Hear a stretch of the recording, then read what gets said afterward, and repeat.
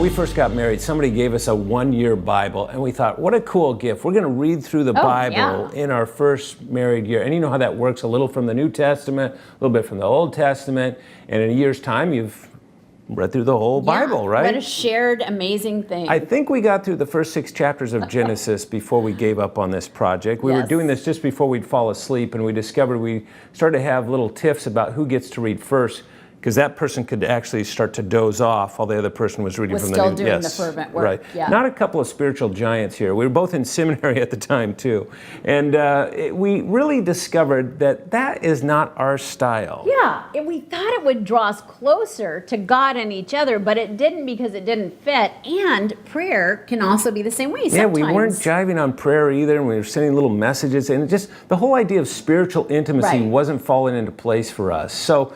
Well, we're social scientists. We were in graduate school at the time. We thought, let's do a survey, and we began to survey church-going couples, asking 2 very simple questions.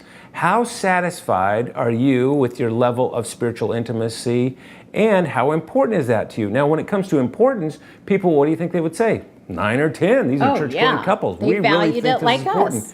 On average, what do you think they said? How content, how satisfied with their level of spiritual intimacy? Well, 3 or 4. Huge gap between what they want and what they have when it comes to spiritual intimacy.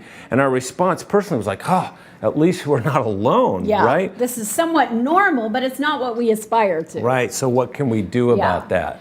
Yeah, and that's where we started seeking some mentoring from other couples. What are you guys doing that really does draw your spirits together? And we discovered something really important. There's 3 essential things. No, we didn't find 3 essential things. That's what we were hoping for. Here's what we discovered. Everybody has their own pathway in learning to walk together with God in a way that's meaningful. So if you're struggling with spiritual intimacy in your own relationship, that's all right. Give it some time as you discover the sacred pathway for the 2 of you.